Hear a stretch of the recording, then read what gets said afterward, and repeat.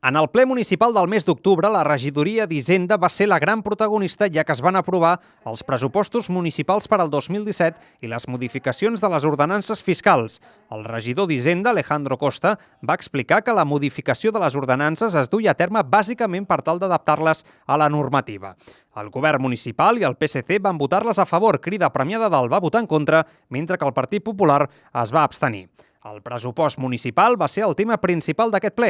Alejandro Costa va informar que el pressupost posa l'accent en les famílies del poble i que s'estructura en 5 àmbits: lluita contra la vulnerabilitat, més suport a les famílies, millora de l'espai urbà i transparència i govern obert.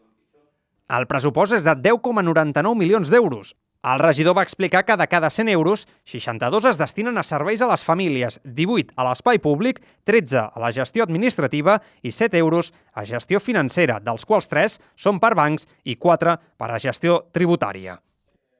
El govern municipal va destacar que l'Ajuntament de Premià de Dalt, en lloc de treballar amb entitats financeres, ha optat només per treballar amb 3 bancs: el Banc d'Aliments, el Banc de Llibres i el Banc d'Energia.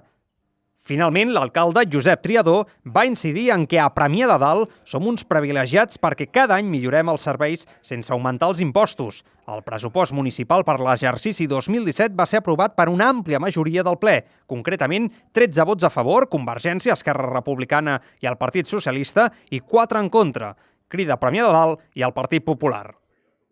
Posteriorment es va aprovar el Pla Econòmic Financer del període 2016-2017, que tots els grups municipals van votar a favor, a excepció de la Crida, que es va abstenir.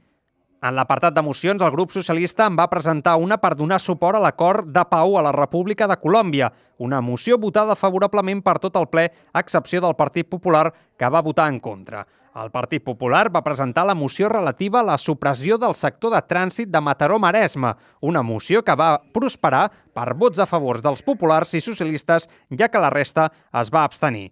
Crida Premià de Dalt va presentar 2 mocions, una per a donar suport al Correllengua 2016 i l'altra en nom del col·lectiu Som 27 i més. En aquesta moció va intervenir l'alcalde d'Argentona, Eudald Calvo, una de les persones imputades pels fets ocorreguts. El Ministeri Fiscal demana penes de fins a 14 anys de presó per a les persones que es van tancar el rectorat de la UAB com a protesta per l'increment de les taxes universitàries.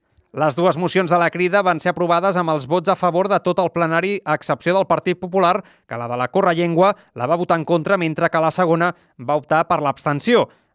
Els informes de regidories en què els integrants de l'equip de govern comuniquen al ple diferents novetats de les seves àrees i els 24 pregs i preguntes, especialment sobre via pública per part de Crida Premià de Dalt i Partit Popular, van tancar el ple del mes d'octubre.